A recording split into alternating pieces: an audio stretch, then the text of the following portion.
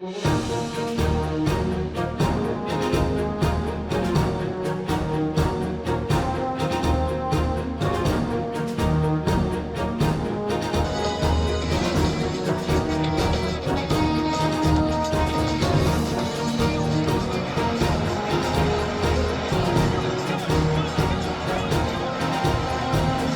into the Democrats, and the Democrats will become the right-wing party in the U.S., and then we will see the left-wing party spring up, and the maggots will cease to exist. So, guys, I don't know about that, and I get it, and that's something that people are actually worried about, especially as you see the Liz Cheney.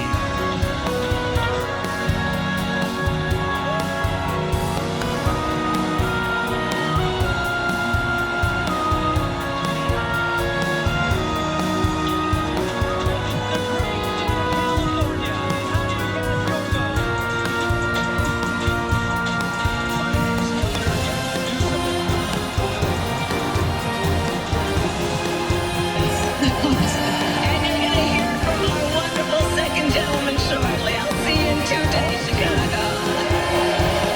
I find this to be interesting that, look, I could be wrong, I've only been to a couple of conventions, but generally you think of this as a thing where you hold off the reveal, the big speech until the last day. Yeah. Now, obviously at the RNC, they didn't do it that way because Trump had been shot, and also he's a massive, he's full of himself. So he came out on the first day, did his little stupid wave, and then would appear throughout.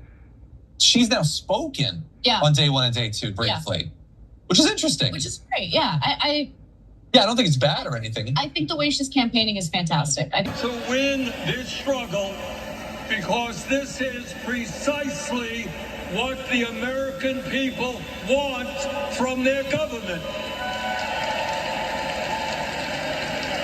And my friends, at the very top of that to-do list is the need to get big money out of our political process. Where something wonderfully magical is in the air, isn't it? Yeah, it's true. It's true. Ellie Lou, yeah, and Lou. But it's spreading all across this country we love. A familiar feeling that's been buried too deep for far too long.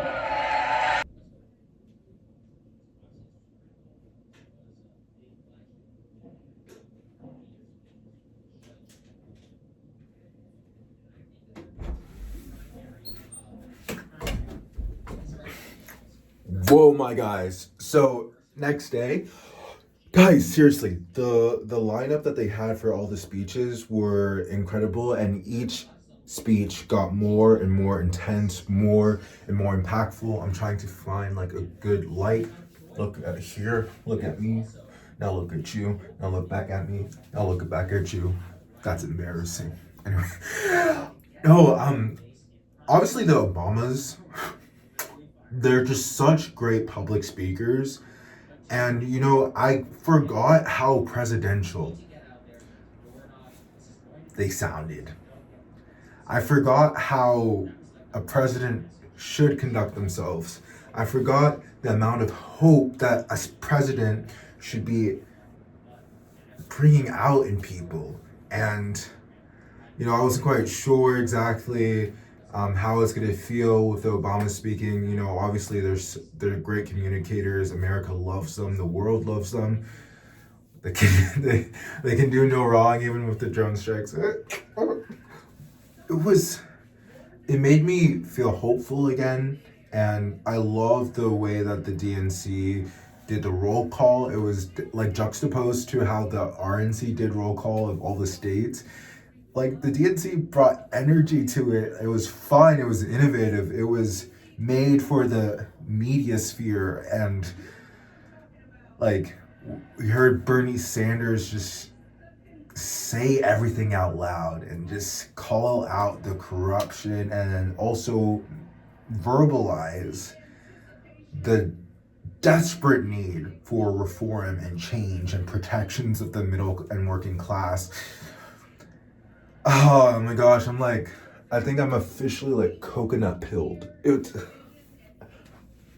I'm really excited to see what tonight looks like, because you know, it's only gonna go up. I can't remember. I know this happened the same yesterday. I can't remember who is supposed to speak tonight. But I know that I don't know. It's kind of hard to like follow the Obamas. It's hard to follow Michelle, as Barack said when he was giving his speech. But they're really calling truth to power, and you know, setting up a strong foundation for the next 76 days of just intensive work. You know, talk to everyone you know, get everyone to register to vote, like bringing up the fact like this is a crucial moment for our democracy and that we have to win. We don't have a choice not to win. It brought a lot of hope. Brought a lot of unity, and I believe it helped bring a lot of Democrats onto the same page. Now, are there still a lot of Democrats who aren't going to be moved by the last night and will really need like a clear, solid plan for a ceasefire in Palestine? Yes, of course. That said, a lot of politicians brought up Palestine and the need for a ceasefire. Even Nancy Pelosi, when she was being interviewed, I believe it was CNN, but she's also brought this up when she was being interviewed. Well, she didn't bring it up, but it was brought up when she was being interviewed by Stephen Colbert later that night. I don't know. I wasn't at the DNC, but like just through the screen, I could feel the energy. I could feel the hope coming back. And though I'm going to be leaving for London in a matter of weeks, you know, it's comforting to see this energy, to see this transparency, and to see the unification of the Democratic Party. There's a lot of work to do, and Michelle Obama made an excellent point, many excellent points I might add, on having that we need to keep the, you know, pace up, and that there's just, there's so much work to do, but there's also so much hope now. There's so much to look forward to. So I can't wait to see what happens tonight, and I'll fill you guys in later on that. Until then, have a good one, guys. Peace and love, and I'll see you later. It's a daily vlog.